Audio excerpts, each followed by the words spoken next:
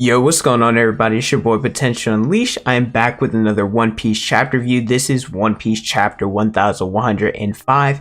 It is titled The Height of Folly. I'd say compared to the last chapter, it's a little bit, I don't want to say disappointing, but it's definitely not as action-packed, and I thought it was going to progress a little bit more than it did. But nevertheless, we also don't have a break next week, so maybe that's why it's like that. Oda probably wanted to leave us with a cliffhanger next week and not this week. But if you guys enjoy regular reviews like these, make sure you guys like the video, subscribe to the channel, hit the notification bell so you guys never miss a new video. That way, my name is Potential Unleashed, and let's get into chapter 1105's review. As we know, last chapter, Saturn, he initiated the Buster Call, so we see the different Marines that they are leaving, the Vice Admirals, they are about to leave, and Doll, she is saying, hey, Saturn and Kizaru, the Buster Call is about to happen, you guys need to get off this island.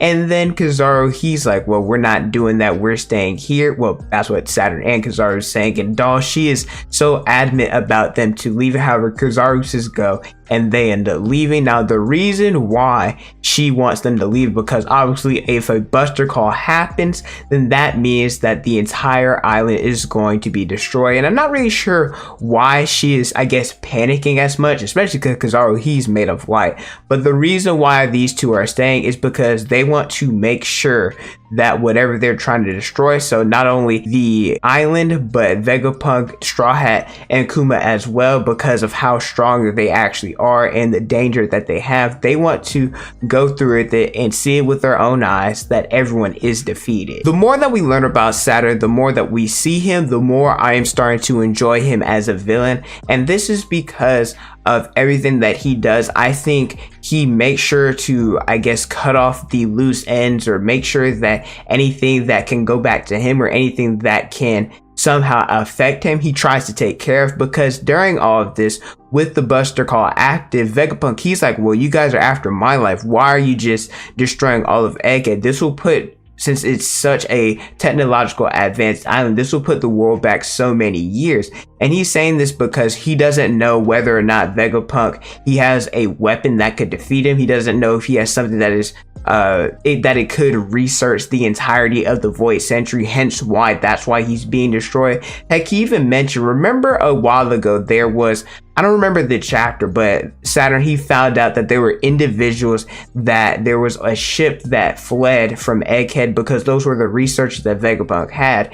He had that loose and he had that taken care of, and he had that ship ordered, and it was presumed to be destroyed. The reason why he did this is because he wanted to make sure that there was no possibility that anyone who was affiliated with Vegapunk survived, because he doesn't know who all learned about the Void Century. This kind of reminds me a lot of what happened with Akainu in Robin's flashback. The fact that the members of Ohara that weren't scholars, they were allowed on board, and Akainu, he took out that ship because he didn't know whether or not a scholar would have snuck on board or not. It appears that Frankie and Sanji and everybody else, they are alright, because Atlas carrying Kuma, Bonnie is there as well, and he ensures that he is going to go back, and I'm talking about Sanji here, and save Vegapunk. So Sanji, it appears that he is going to go back into the fight. This is the standard typical, I mean, it happens in a lot of arcs. We've seen it in Alabasta, we've seen it in Enies Lobby, in Wano. When there's a lot of chaos going on, Oda, he loves to give us a chapter that just gives us an update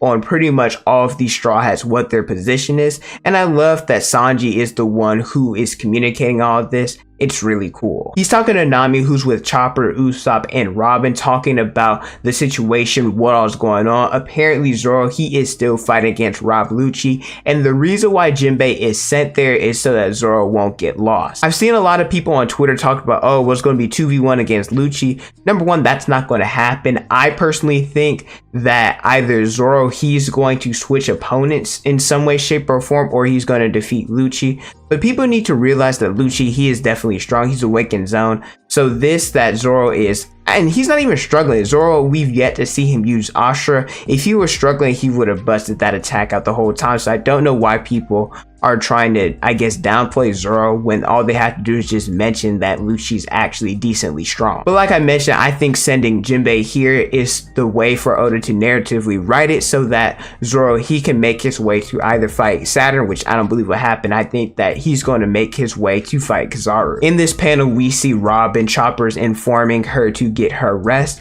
and this is because in chapter 1089 she wasn't there. We don't know exactly what she was doing when the Straw Hats captured York, but chances are Robin, she sustained an injury in that time that, well, I guess you could say the gap of what we don't know happened when the Straws were fighting against the new pacifist of the Seraphim. I love Lilith and Brook's interaction. They're talking while they're riding on ice clouds because Brook, he froze them with their ability. And I love the fact that Lilith's like, hey, how are we gonna stop this? And Brook's like, well, I didn't think that far ahead, but hey, we'll figure it out. I just love different interactions like this. The Pacifista and the world government, they are laying siege to all of Egghead, and we see Vegapunk, he is sitting there, he is sad because, I mean, if you look at it, this is a lot of hard work that he had accomplished over the years, and just seeing it destroyed like this, that's gotta be heartbreaking. Imagine something, I mean, this is on a smaller scale, but think like you're in school, you're writing an essay, you almost have it complete to where you want it, and all of a sudden,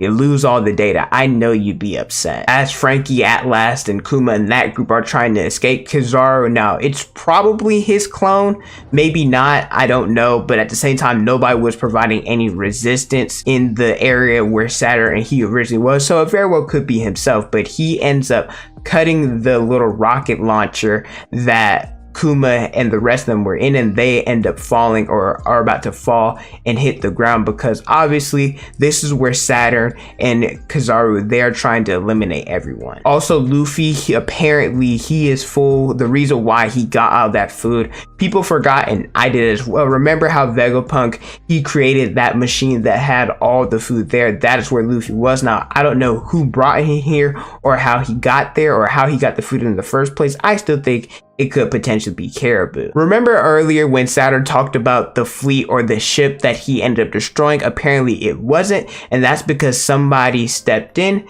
and saved that ship, and they destroyed the different marine ships that were attempting to attack that ship, and I realized that's kind of confusing.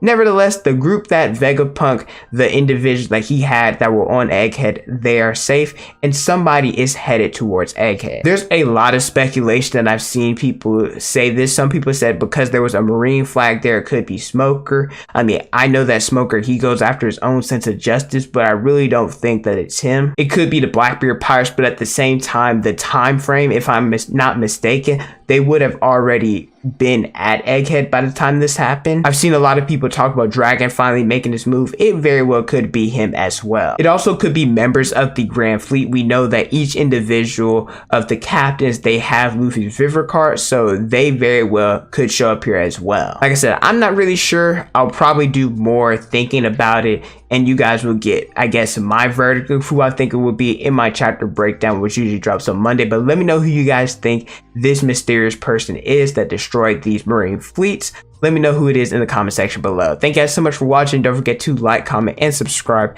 Hit the notification bell so you guys never miss out on a new video. Follow me on Instagram, Twitter, and TikTok. It's on the screen and in the description below. Thank you guys so much for watching, and don't forget to unleash your potential.